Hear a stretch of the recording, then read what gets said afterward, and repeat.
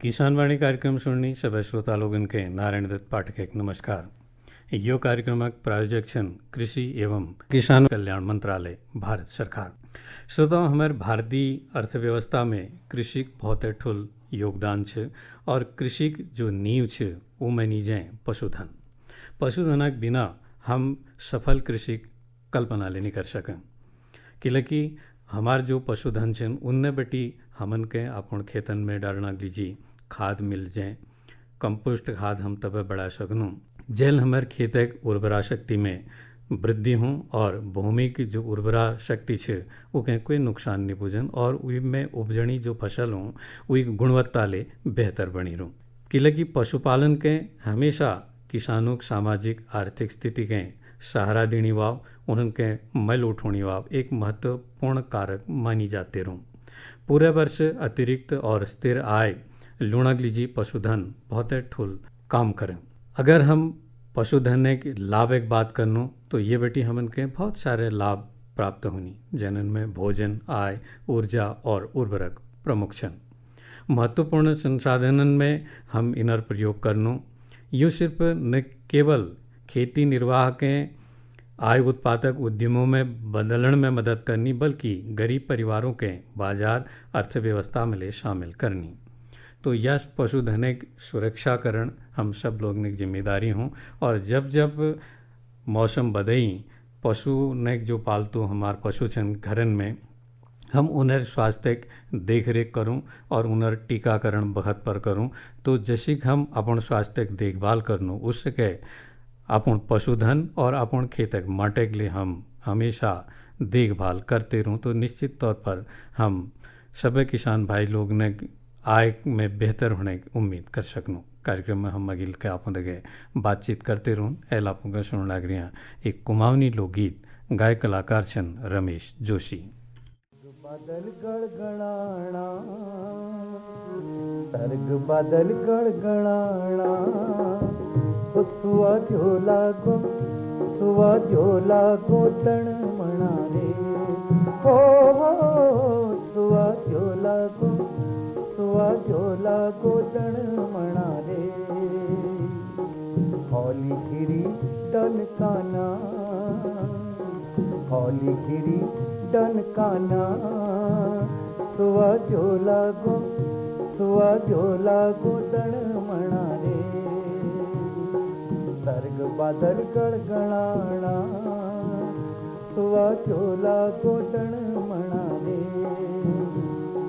भी छुटू भे आगाज लागो रे असल समान भी छुटू भे आगाज लागो रे असल समान धरती की बुझ गे प्यास धरती की बुझ गे प्यास फसल की लग रहा धरती की बुझ गे प्यास फसल की लग रहा कौन चली सन सना रे कौन चली सन सना रे सुवा झोला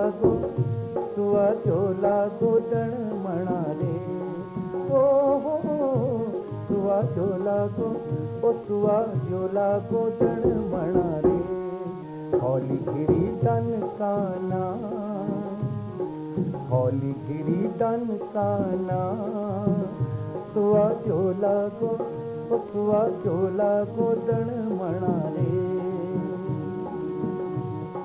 रोई भई गदगदान गधरिले खतखतान रोई भई गदगदान गधरिले खतखतान नाव भया डबडबान बोट डव झपझपान नाव भया डबडबान बोट डव झपझपान ढुक भला बट पना रे ढूंढ भला बट पना रे सुवा झोला को तण मना रे हो सुवा झोला को तण मना रे सर्ग बादल गड़गड़ाना सुवा झोला को तण मना रे हौली गिरी डनकाना हौली गिरी डनकाना सुवा झोला फसवा जोला गोदण म्हणा रे कभत तुझुण म्हण कभत खते का कभत तुझुण म्हण कभत खते का कभे घाम जो दगड़ी मारू छो फसका कभे घाम जो दगड़ी मारू छो फसका चाव चमकी चम चमारे चाव चमकी चम चमारे सुवा जोला गो सुवा जोला गोदण मणा रे हो सुवा जोला गो सुवा जोला गोदण मणा रे। श्रोता रमेश जोशी स्वर में आप सुनो यो कुमाऊनी लोकगीत। हर जोखिम से निकल कर फसल आए सुरक्षित हो जाए फसल बीमा से हर किसान अब आत्मनिर्भर हो जाए। संकट के समय प्रधानमंत्री फसल बीमा योजना किसानों के लिए वरदान है। अब सूखा पड़े या बाढ़ आ जाए कोई डर नहीं, अब ओले पड़े या कीट पतंगे फसल खा जाए कोई फिक्र नहीं, क्योंकि हमने लिया है प्रधानमंत्री फसल बीमा। बुआई से फसल कटाई तक हर जोखिम का दावा, न्यूनतम प्रीमियम पर अधिकतम भुगतान का वादा। योजना से हर साल जुड़ रहे हैं 5 करोड़ से ज्यादा किसान। अब आपकी है बारी। नजदीकी कृषि कार्यालय, सहकारी समिति, बैंक शाखा, अधिकृत बीमा कंपनी या जन सेवा केंद्र में स्वेच्छा से करा सकते हैं पंजीकरण। फसल बीमा पोर्टल या फसल बीमा ऐप द्वारा भी कराया जा सकता है पंजीकरण। प्रधानमंत्री फसल बीमा योजना, आपकी फसलों का संपूर्ण सुरक्षा कवच। कृषि एवं किसान कल्याण मंत्रालय, भारत सरकार। श्रोताओं कार्यक्रम में अब हम आपको सुन लग रहे हैं एक भेंट वार्ता। विषय छे ढींगरी मशरूम उत्पादन के लाभ। वार्ताकार छन श्री हरिश्चंद्र जोशी और भेंटकर्ता प्रमोद कुमार पांडे। श्रोता मित्रों नमस्कार। श्रोता मित्रों, आज हमारे आकाशवाणी अल्मोड़ा के स्टूडियो में आए हुए हैं श्री हरिश्चंद्र जोशी जी, जो कि विषय वस्तु विशेषज्ञ हैं कृषि विज्ञान केंद्र काफलीगैर बागेश्वर में। जोशी जी से आज हम जानकारी लेंगे ढींगरी मशरूम उत्पादन के लाभ विषय पर। तो सबसे पहले जोशी जी, आपका स्वागत है हमारे आकाशवाणी अल्मोड़ा के स्टूडियो में। धन्यवाद सर। सभी किसान भाइयों को मेरा नमस्कार। तो जोशी जी, सबसे पहले आप हमारे किसान भाइयों को मशरूम की सामान्य जानकारी के बारे में बताइए कि मशरूम है क्या। किसान भाइयों, मशरूम जिसे हम पहाड़ी में च्यों के नाम से जानते हैं, और आपने देखा होगा बरसात के दिनों में जंगलों में जो है अपने आप ही यह मशरूम पैदा होता है। और इसमें कई प्रजातियां ऐसी होती हैं जो खाने योग्य होती हैं और कई प्रजातियां जो हैं विषैली होती हैं। कई बार आपने अखबारों में देखा होगा कि जंगली विषैला मशरूम खाने से लोगों की मृत्यु तक हो जाती है। बिल्कुल। तो वैज्ञानिकों ने क्या किया, जो खाने वाली प्रजाति हैं उनका बीज प्रयोगशाला में तैयार किया, जिसे हम स्पॉन कहते हैं। और उस स्पॉन को जब हम बुआई करते हैं भूसे में या अन्य माध्यम में, कंपोस्ट में, तो जो स्वस्थ स्वच्छ मशरूम है जो कि विषैला होने की किसी की संभावना नहीं है, वो आप अपने घर पे ही उगा सकते हैं। अच्छा। हाँ। तो इसके पौष्टिक कुछ गुण भी होंगे। बिल्कुल। ये देखिए सर, आप किसान भाइयों, ये मशरूम जो है प्रोटीन से भरपूर आहार माना गया है। आदिकाल से ही जो है देवताओं ने इसे अपने समुद्र मंथन के दौरान जब निकला था तो उसे अमृत पान में भी इसका यूज किया था। लेकिन आधुनिक युग में वैज्ञानिकों ने सिद्ध किया है कि यह इसमें प्रोटीन की मात्रा बहुत ज़्यादा होती है, विटामिन हैं, मिनरल्स हैं, कार्बोहाइड्रेट्स हैं, और वसा की मात्रा जो कि हमारे हृदय रोगों के लिए और ब्लड प्रेशर के लिए हानिकारक है, वो बहुत कम इसमें पाई जाती है। अच्छा, तो ये अगर देखा जाए तो ये तो हमारे लिए बहुत फायदेमंद है। बिल्कुल। अब जोशी जी, बात आती है कि प्रजातियों की, कि हम अपने घर में कौन सी प्रजाति मशरूम की लगाएं जिससे कि हमारे किसान भाइयों को ज़्यादा फायदा हो। हाँ किसान भाइयों, जैसे कि हमारा पर्वतीय क्षेत्र आप लोगों ने देखा होगा, घाटी से लेकर ऊंचाई वाले क्षेत्र जो है हमारे अलग अलग तापमान में होते हैं। जैसा कि अगर हम बागेश्वर जिले की बात करें तो सामा जो लीती वाला क्षेत्र है हमारा, उच्च हिमालयी क्षेत्र है, यहाँ हम लोग बटन मशरूम की खेती अप्रैल माह में भी कर सकते हैं। और अन्य जगहों में जो बटन मशरूम की खेती है वो जाड़ों में की जाती है, जबकि सामान्य तापमान हमारा 14 से 18 और 22 डिग्री सेंटीग्रेड तक। तो इसका क्या कारण है कि जो हमारे पर्वतीय क्षेत्र हैं जहाँ अप्रैल में भी बटन मशरूम की खेती हो सकती है? क्योंकि वहाँ जो रूम टेम्परेचर है वो अप्रैल में भी जो है 14 से 20 के बीच में। अच्छा। इसलिए हम उस समय उसकी खेती वहाँ पर कर सकते हैं। और दूसरा जो बटन मशरूम है घाटी वाले क्षेत्रों में हम लोग जाड़ों में अक्टूबर से लेकर मार्च तक इसकी खेती हम लोग कर सकते। अब जोशी जी, आजकल हम देख रहे हैं कि वर्षा काल चल रहा है। जाड़ों में तो हमने बटन मशरूम ले लिया, तो आजकल वर्षा काल में हम कौन सा मशरूम की? बिल्कुल, आजकल जो मशरूम है जो पर्वतीय क्षेत्रों में हम आसानी से कर सकते हैं वो ऑयस्टर या ढिंगरी मशरूम के नाम से हम उसे जानते हैं। यह मशरूम को पैदा करना बहुत ही आसान है।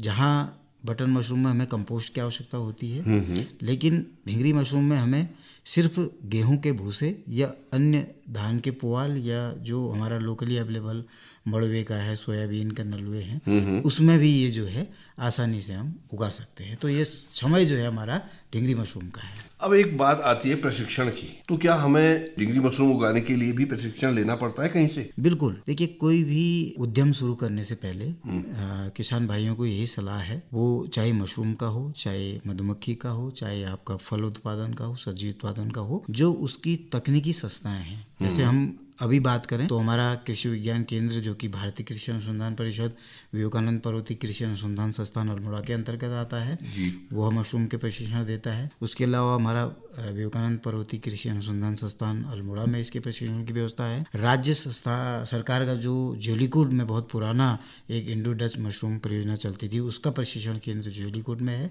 और गोविंद वल्लभ पंत कृषि एवं प्रौद्योगिकी विश्वविद्यालय पन्नगर का जो केंद्र है हमारा, वहाँ पर मशरूम का प्रशिक्षण होता है। इसके अलावा कई स्वयंसेवी संस्थाएं हैं, वो भी इस प्रशिक्षण को देती है। जी, हमारे किसान भाइयों के मन में एक सवाल होगा कि हम मशरूम का उत्पादन तो करना चाहते हैं, अब आजकल बरसात का मौसम है, जैसे कि वो कहें कि हम ढिंगरी मशरूम उत्पादित करना चाहते हैं, तो इसके लिए कहीं से वो ऋण लेना चाहें तो कहाँ से उनको प्राप्त होगा? ये बात भी आप हमारे किसान भाइयों को बता दीजिए।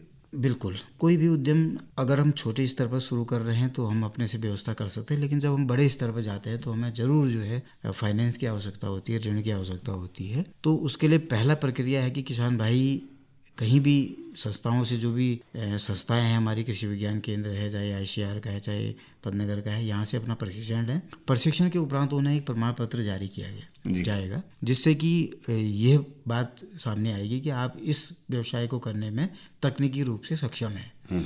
उसके आधार पर आप अपने नज़दीकी जो कोऑपरेटिव संस्था है, जो बैंक है, वहाँ से आप ऋण ले सकते हैं, जिस पर न्यूनतम ब्याज दर पर आपको ऋण उपलब्ध कराया जाता है। उद्योग विभाग भी इसमें मदद करता है। और कोई सब्सिडी वगैरह? सब्सिडी राज्य सरकार की ओर से इसमें दी जाती है। देखिए, कंपोस्ट में तो सीधे सब्सिडी जो है राज्य सरकार की ओर से ज्योलिकोट से या अन्य संस्थाओं से दे दी जाती है। बाकी अगर आप खुद से लाना चाहें और बड़ा स्तर पर इसको उद्यम करना चाहें तो बैंक से आपको लोन सब्सिडाइज मिलता है। अच्छा, ढिंगरी मशरूम उत्पादन के लिए क्या तापक्रम होना चाहिए और बटन मशरूम के लिए क्या होना चाहिए? ऑयस्टर मशरूम ढिंगरी जो कि गर्मियों में होता है, इसके लिए 22 से लेकर 28 डिग्री सेंटीग्रेड तापमान होना चाहिए, और जो बटन मशरूम है उसके लिए 14 से लेकर 18 डिग्री सेंटीग्रेड तापमान होना चाहिए। और नमी की मात्रा जो है दोनों केसों में 70 से 80% के बीच में होनी चाहिए। जैसे हम देखते हैं कि बीमारियां लगती हैं, क्या मशरूम में भी बीमारियां आती हैं? बिल्कुल। तो हम इसकी पहचान कैसे करेंगे? देखिए, ऑयस्टर मशरूम में जो मुख्य बीमारी है वो ट्राइकोडर्मा नामक एक फफूंद होता है, जिसे हम ग्रीन मोल्ड कहते हैं, वो ज़्यादा आती है। इसके लिए चाहिए कि आप जो भूसे का निर्जीवीकरण है वो भली भांति करें। जितनी सस्तु दवाएं हैं उसी मात्रा में आप प्रयोग करें, उससे कम प्रयोग करने पर जो है ये फफूंद आ सकता है। और नमी का जो विशेष ध्यान रखें, बहुत ज़्यादा अत्यधिक नमी करने पर भी यह जो बीमारी है ज़्यादा फैलती है। तो इसमें आप लोग ध्यान दें, एक तो नमी का, और दूसरा जो भूसे का निर्जीवीकरण है वो प्रॉपर तरीके से हो जाए। दूसरा, जो इंसेक्ट बाहरी प्रवेश करते हैं इसकी स्मेल से, तो जो भी आपके खिड़की दरवाजे हैं उसमें बारीक मछली मच्छरदानी के आकार वाली जाली लगा लें, जिससे कि बाहरी कीड़ों का प्रवेश जो है वर्जित हो, जो अंडे न दे सके और जिससे आपकी फसल सुरक्षित रहे। जी, अब बात आती है एहतियात बरतने की, यानी कि सावधानी की। हमें इसमें क्या क्या सावधानी बरतनी चाहिए? देखिए, सबसे पहले भूसे का निर्जीवीकरण मैंने आपको बताया, भली भांति कर लेना चाहिए, जो भी सस्तु दवाएं हैं फॉर्मेलिन और कार्बेंडाजिम से।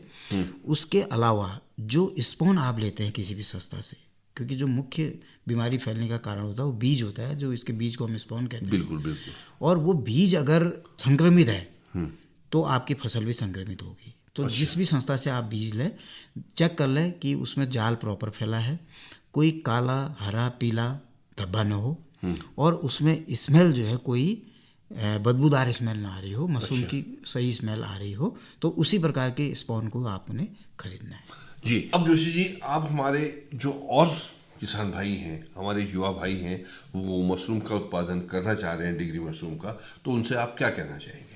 मैं किसान भाइयों से अनुरोध करूंगा, सर्वप्रथम आप प्रशिक्षण लें किसी संस्था से, उसके बाद इस व्यवसाय से जुड़े। देखिए, जिस प्रकार से पर्वतीय क्षेत्रों में बंदर, सुअर और जंगली जानवरों की समस्या बढ़ गई है, और यह ऐसा उद्यम है जो आप बंद कमरे, हमारे पहाड़ी में जो गोठ पड़े हैं हमारे खाली, उसकी लिपाई पुताई अच्छे से करके उन कमरों में ये उद्यम को आप शुरू कर सकते हैं। और देखिए, पूरा टाइम इसमें देने की आपको आवश्यकता नहीं है।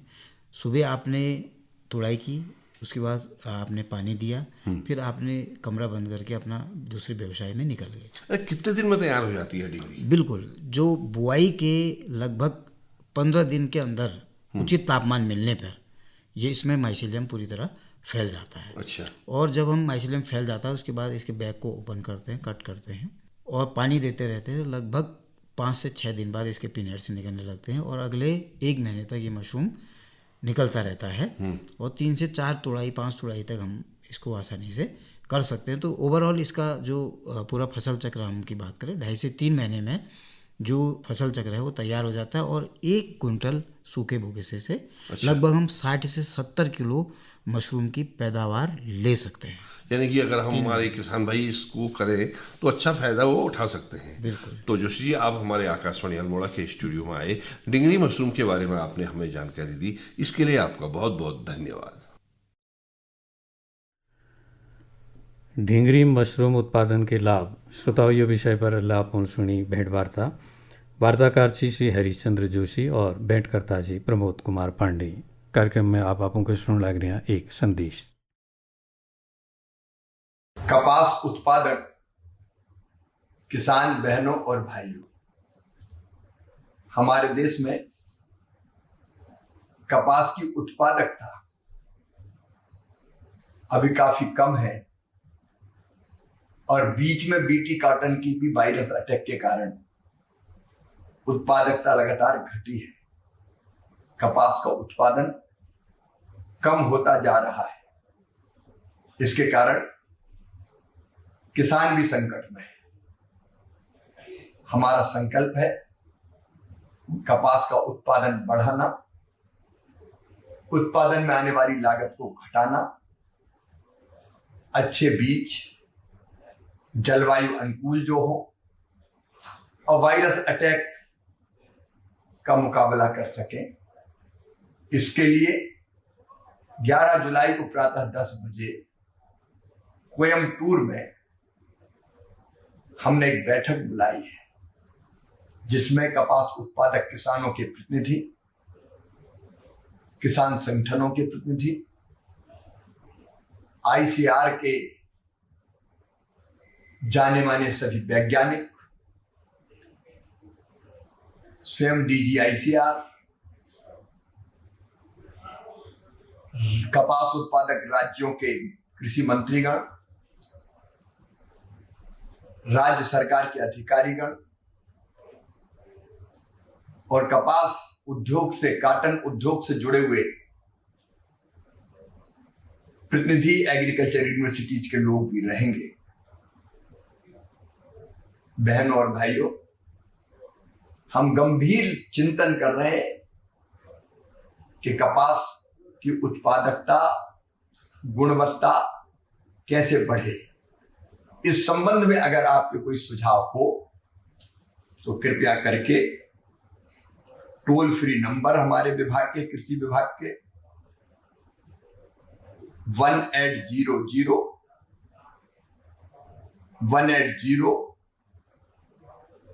1551 पर अवश्य मुझे भेजे।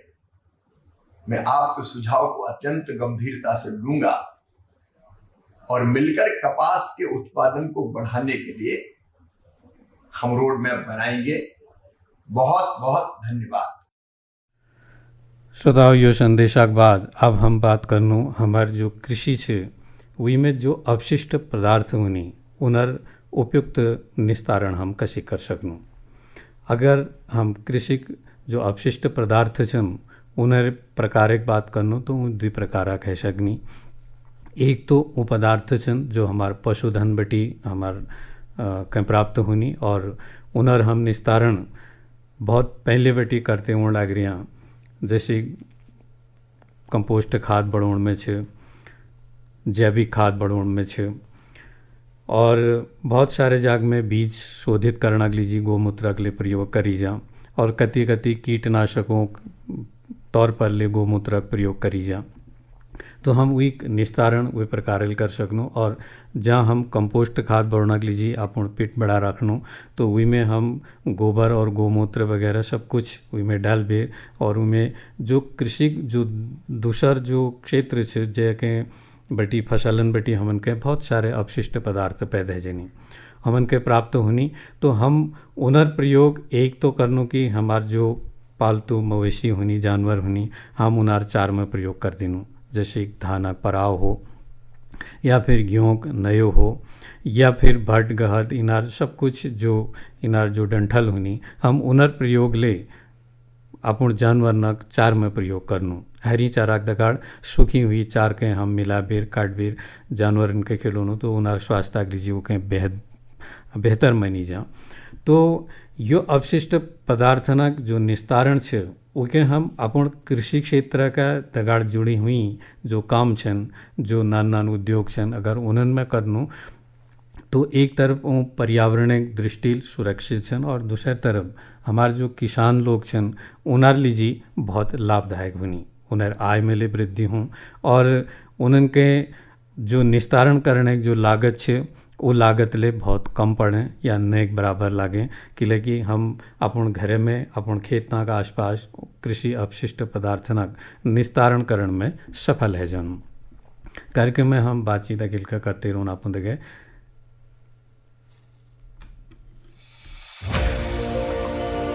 कृषि और पशुपालन भारतीय अर्थव्यवस्था का आधार और आत्मा है। हमारे अन्नदाता जहां एक ओर अपने कठोर परिश्रम से अनाज उगाकर खाद्य सुरक्षा सुनिश्चित करते हैं, वहीं पशुपालन के जरिए अपनी आय भी बढ़ाते हैं। माननीय प्रधानमंत्री श्री नरेंद्र मोदी जी के नेतृत्व में सरकार इन दोनों क्षेत्रों को सशक्त बनाने के लिए लगातार प्रयासरत है। इस दिशा में उल्लेखनीय कार्य करते हुए प्रधानमंत्री किसान सम्मान निधि योजना के तहत छोटे और सीमांत किसानों को सालाना 6,000 रुपए की मदद की जाती है, जिससे 11 करोड़ से अधिक किसान परिवारों को अब तक 3.25 लाख करोड़ रुपए से अधिक की सहायता मिली है। पीएम किसान सम्मान निधि भारत के किसानों का बहुत बड़ा संबल बनी। उनके छोटे छोटे खर्चों के लिए ये किसान सम्मान निधि बहुत काम आ रही। पीएम किसान की 18वीं किस्त के रूप में आज प्रधानमंत्री द्वारा 9 करोड़ 40 लाख से अधिक पात्र किसानों को 20,000 करोड़ से अधिक की धनराशि सीधे उनके बैंक खातों में ट्रांसफर की जा चुकी है। इसी के साथ नमो शेतकरी महासम्मान निधि की भी 5वीं किस्त जारी की जा चुकी है, जिसमें महाराष्ट्र के 91 लाख से अधिक किसानों को 2,000 करोड़ से अधिक का अतिरिक्त लाभ मिलेगा। भारत सरकार की ऐतिहासिक 10,000 FPO योजना के अंतर्गत 9,000 से अधिक FPO का पंजीकरण सफलतापूर्वक संपन्न हो चुका है, जिनमें करीब 23 लाख मेहनतकश किसान शामिल हैं। प्रधानमंत्री नरेंद्र मोदी जी द्वारा 2020 में शुरू की गई एग्रीकल्चर इंफ्रास्ट्रक्चर फंड के तहत किसानों को 2 करोड़ रुपए तक की वित्तीय सहायता दी जाती है, जिससे विकसित भारत की आधुनिक कृषि अवसंरचना का विकास हो रहा है। वर्तमान सरकार गठन के 100 दिनों के भीतर 6,500 करोड़ की लागत से 10,000 से अधिक परियोजनाओं को मंजूरी मिली है। इसी अवधि में 7,516 परियोजनाएं पूरी हुई, जिसमें 1,929 करोड़ रुपए की स्वीकृत राशि शामिल है। भारत सरकार के राष्ट्रीय गोकुल मिशन के अंतर्गत देशी नस्ल के गायों एवं भैंस की गुणवत्ता में तेजी से सुधार एवं दूध उत्पादन में लगातार बढ़ोतरी से देश में श्वेत क्रांति द्वितीय चल पड़ी है। इसी क्रम में प्रधानमंत्री नरेंद्र मोदी जी के आत्मनिर्भर भारत के आह्वान से 2 बड़े कदम आज देश को समर्पित किए जा रहे हैं। गौ सॉर्ट स्वदेशी सेक्स सॉर्टिंग तकनीक से बछड़ी पैदा होने की सफलता दर 90% है, जिससे 8 करोड़ डेयरी किसानों को लाभ होगा। राष्ट्रीय गोकुल मिशन के अंतर्गत राष्ट्रीय डेयरी विकास बोर्ड और ICAR NBAGR के साझा वैज्ञानिक कार्यक्रम से विश्व में पहली बार देशी गाय और भैंस में अच्छे नस्ल की त्वरित पहचान के लिए गौ चिप और महिष चिप नामक जेनोमिक चिप तैयार कर लिए गए हैं, जिनसे नस्ल सुधार कार्यक्रम दुगनी तेजी से चल पाएंगे। ये सुविधा कोई भी किसान NDDB के काफ लैब एवं KLDB के लैब से उचित दाम पर ले सकते हैं। प्रधानमंत्री जी के कुशल नेतृत्व में कृषि और पशुपालन के समन्वित विकास से भारत आत्मनिर्भर बन रहा है और सरकार किसानों को सशक्त बनाने के लिए प्रतिबद्ध है।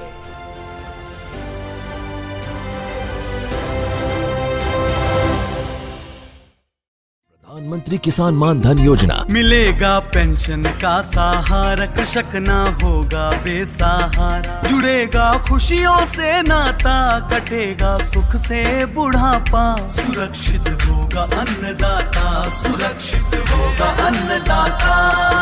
प्रधानमंत्री किसान मान धन योजना से लघु सीमांत किसानों का भविष्य होगा सुरक्षित और 60 वर्ष की आयु से 3000 रूपए मासिक पेंशन होगी सुनिश्चित। 55 रूपए से 200 रूपए की मासिक किश्त देकर प्रवेश कर सकते हैं 18 से 40 वर्ष तक के किसान। इस अंशदायक योजना में सरकार देगी बराबर का योगदान। सभी किसान भाई बहन इस योजना के लाभ के लिए जन सेवा केंद्र में जाएं और अपना निशुल्क नामांकन कराएं। प्रधानमंत्री किसान मान धन योजना, अन्नदाता के परिश्रम को संबल, पेंशन से सुरक्षित उनका कर। कृषि एवं किसान कल्याण मंत्रालय, भारत सरकार द्वारा जनहित में जारी। श्रोताओं, किसानवाणी कार्यक्रम में अब बखत है वो कि हम जो पिछाड़ी कार्यक्रम में आप ऊँचे प्रश्न पूछ राखी हुई उत्तर बतौना। पिछाड़ी प्रोग्राम में प्रश्न पूछी जा रही थी, प्रधानमंत्री फसल बीमा योजना कब शुरू भई थी? ये उत्तर छ 18 फरवरी सन 2016। ये एक सही उत्तर हमन कर ले एक बेर भेज रखो। ग्राम नायल पोस्ट दोफाड़, जिला बागेश्वर बेटी नरेश उप्रेती। और आजक प्रश्न नोट कर लिया। आजक प्रश्न छ ढिंगरी मशरूमक फसल चक्र कतुक दिनक हों? प्रश्न एक बार फिर सुन लिया। ढिंगरी मशरूमक फसल चक्र कतुक दिनक हों? अगर आप कहें ये उत्तर मालूम छ तो आप हमन कहें हमार व्हाट्सएप नंबर 9411101122 पर भेज सकता। व्हाट्सएप नंबर छ 9411101122 या फिर हमन के चिट्ठी भेज सकता। किसानवाणी कार्यक्रम द्वारा केंद्र निदेशक Akashvani Almora, pin code number छ 263601। और अब आज एक सलाह। आज हम किसान भाई से ये सलाह देना चाहन कि सब्जी उत्पादन करवे ज़्यादा है ज़्यादा लाभ कमाई जाओ। और ये का दगाड़ आज किसान वाणी कार्यक्रम आप संपन्न हों। भो आप दगे फिर मुलाकात फिर, तब तक अगली जी नारायण दत्त पाठक का आज्ञा दियो। नमस्कार। यो कार्यक्रम प्रायोजक छी कृषि एवं किसान कल्याण मंत्रालय, भारत सरकार।